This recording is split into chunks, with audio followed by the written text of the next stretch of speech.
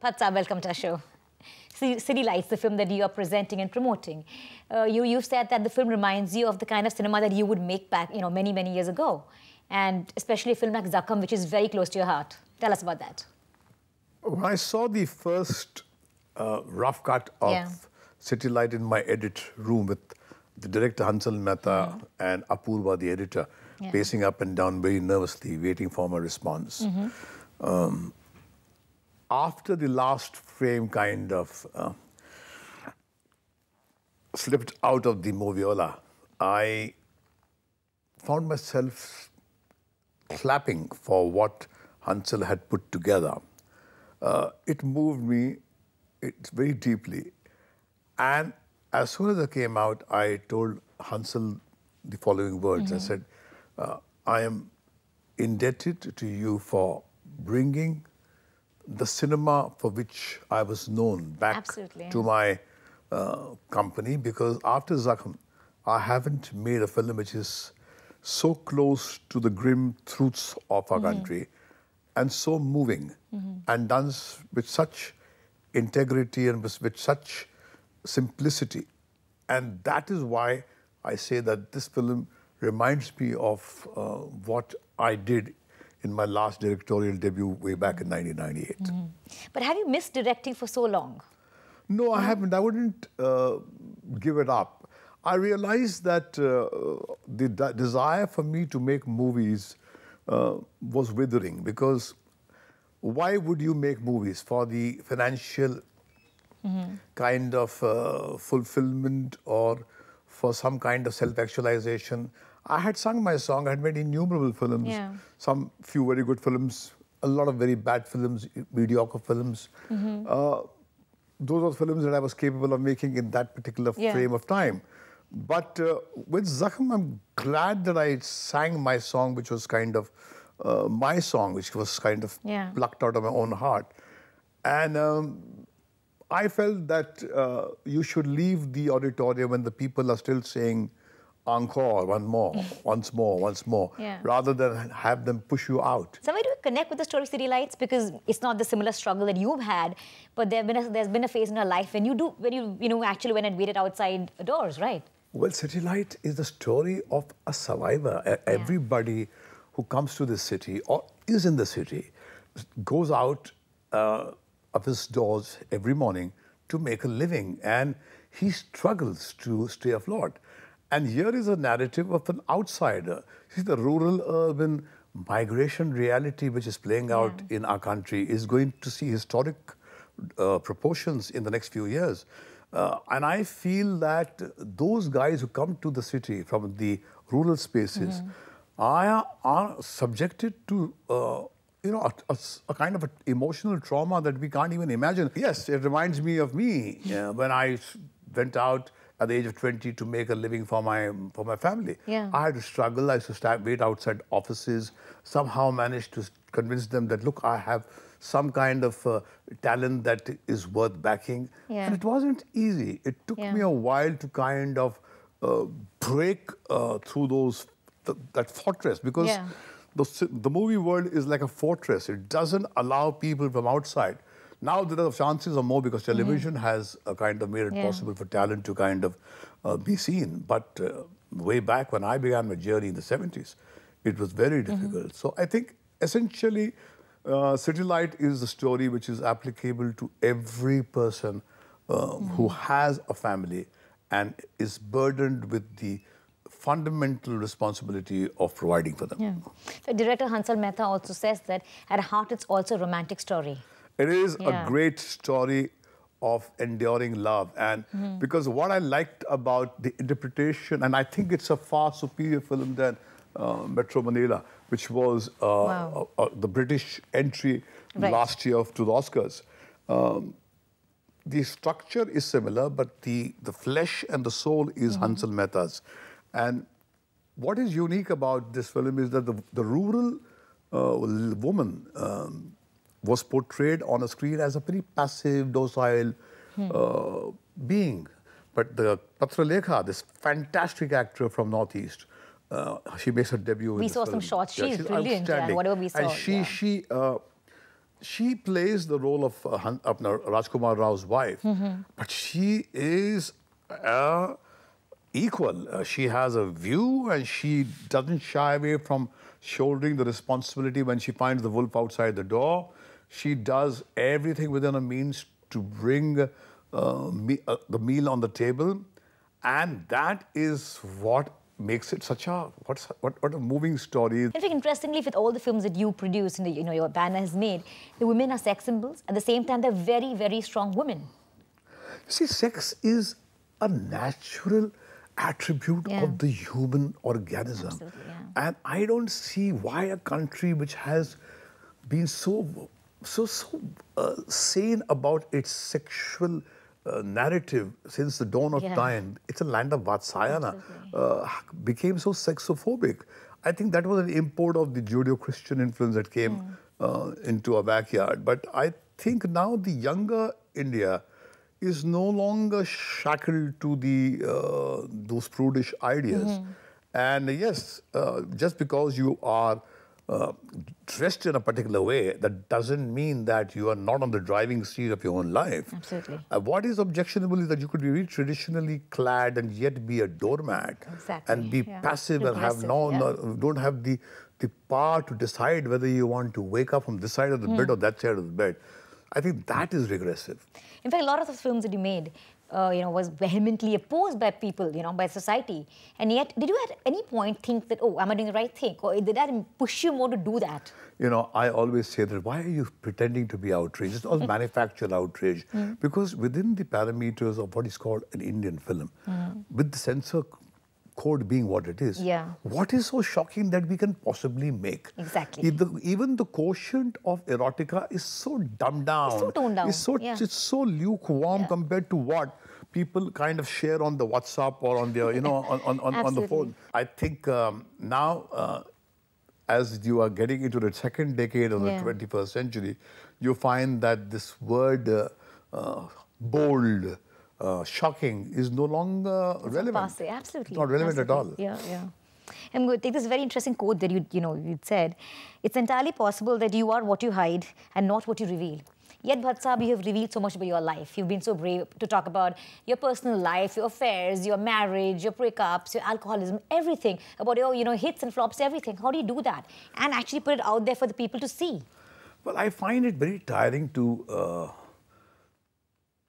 carry that burden of concealing some part of me. Why would I do that? Because I don't find that there anything so shocking and so outrageous about any part of my life. And when you really get close to people, you find that the other person who is seeming to be proper, you scratch him, and he also has a similar story to tell. So I shed the burden of concealing. When I was a little boy, I felt that people manipulate you from what you hide. But you never feared the fact that people would judge you? You never feared that? I never quoted respectability. I know no matter what I do, people will pigeonhole me. There are so many people out there who hate me right in this moment. I can deal with their hatred.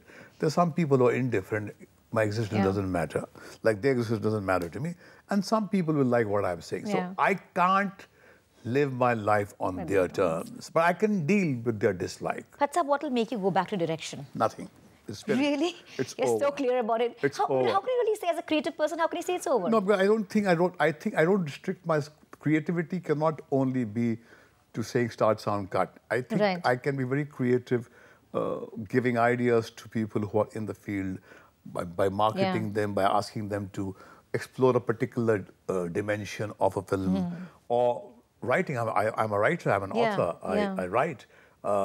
Like the other day, I wrote an article with great affection on the great Dilip Kumar for his book, which which is coming out, and I love doing that. Now, I think creativity cannot be just measured by how much you have put yourself into a movie which is 2 hours. So for you, it's taking different form now. Yeah, for example, my book called A Taste of Life, which is on U.G. Krishnamurti, is perhaps the most defining work of my life. And if you ask me what is my legacy, you put all my books on, all my movies on one side and my book on one side, that book will kind of outdistance all the movies I All the made. And work I you've done. think the subversive ideas, the heretical ideas that I have cannot be packaged within the idiom of what is called Current day popular cinema. Popular Indian cinema. Yeah.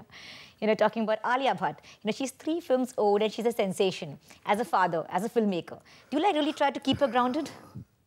I mean, you've seen what stardom is like. We are very proud of. I and my wife and my youngest, my daughter. Shaheen, which is and even Pooja and Sunny. We are all very proud of what Alia has achieved before when she just turned 21. Yeah. But nowhere do we let her feel that she's God's gift to mankind. But I think what's important for me as a parent is to tell her, look, whenever you think that you have arrived, go and see some stunning work of your own Indian actors, like you see Meena Kumari in Sai Bibi Ghulam, see Nargis ji in the Mother India, see Shabana in Arth, or see Kate Blanchett in one of the latest Woody Allen films, and you'll know while you have achieved a lot and be happy for what you've achieved, but you have miles to go. And I think to keep her to keep that, the discontented Socrates alive in her.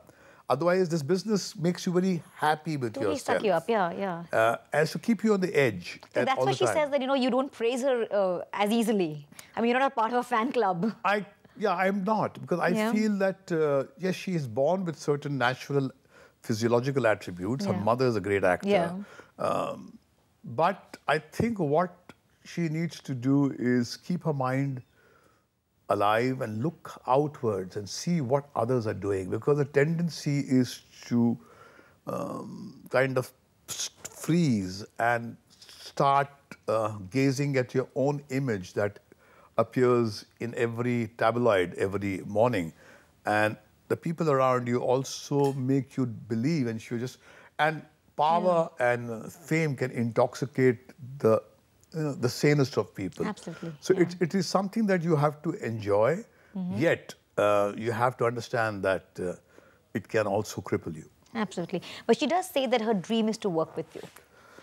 In a film that's produced by Pooja Bhatt and directed by Shaheen. I don't know when that will be possible, because one thing is clear, that look, she's firmly on the driving seat of her own life. And in the discovery phase, people are very warm and very welcoming. But then once they feel that they have clapped for you enough, there is a need to tear you down and bring you down. And then you need to understand that you can't have one without the other. But I'm certain that with her appetite for work and having tasted her own potential, she will keep the fire in her belly alive. My job is to keep her give a reality check to her, and without being a spoiled sport and denying her rightful joys of having achieved so much. Hatsa, what made you want to act? You're acting in a film called Siddhartha. I did not. I was approached by this very charming guy called Mukul Mishra, who used to make promos for my movies. And one day he just came to me and narrated a story, and I found the story fascinating. But at that time, he had no idea of casting me. So then he came after a few months and said, that, "Sir, can I dare to ask you a question?" I said, "Go ahead, shoot." And he said, can you play the role of a llama? I said, "You're out of my mind, I'm not an actor. I find it so difficult to memorize lines." He said, "No, for some reason, when I see that role, I see you." I said, "Well, then see if it falls in rhythm with my life. If it does, I will." And then he waited for me, and then I was supposed to go to Manali. I couldn't go. He said, "Then I will shoot that in Bombay. I'll put up a set." So he recently put up a set in Filmalia, and we shot for 2 days, but a very, very intense 2 days. And he put me in those robes, and I think the decor, the robes... How did that make you feel? Well, I have been through the spiritual journey. I've been through, in my 20s, through the ashrams, and I've gone to a spiritual supermarket. This world is familiar to me. So it wasn't difficult to step into that space. I think he was brilliant in casting me. I have no delusions that I'm some great actor, but I was petrified of memorizing lines. So but he did not give me many lines.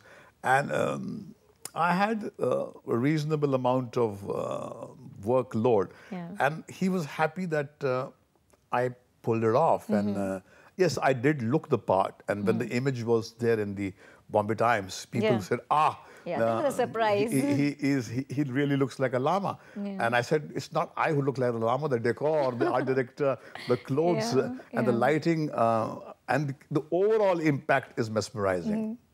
You know, Hansal, talking about City Lights, Hansal said that at one point he was warned that there'd be a lot of interference from you, but nothing like that happened. But as a creative person, do you want to constantly give inputs? I would never humiliate my team by peeping over their shoulder, because I would hate it myself. And I think once you put faith in somebody, you must in fact create a firewall around them and see that nobody steps on their space. And I did that. And I think one of the reasons I've been able to encourage people from my office and from my platform is because I see their brilliance. I know they have something which I don't have. Right. And I recognize and I acknowledge that. And I tell them that. And I feel that that is what makes them feel, privileged to work in a company. So what are you expecting out of this film? You're going all out to promote it. Well, I'm expecting this film to touch people. Because I've been showing this film to a lot of people in the media who are cynical in Delhi, in Bombay. Really? And I found that the 25 minutes of what we have shown has stirred them all. I know that to draw people into on the first day, first show, into the cinema hall is a tough order. Right. But I am certain that this film with Rajkumar Rao's brand already going from strength to strength, Hansal Mehta's name, will certainly create some kind of curiosity. And once they come and see this film, there is no way that they won't go out and become evangelists of this outstanding film. We're looking forward to watching the film. What's up? Thank you so much. It was great talking to you. Thank you so much for being on the show. Thank you. Thank you.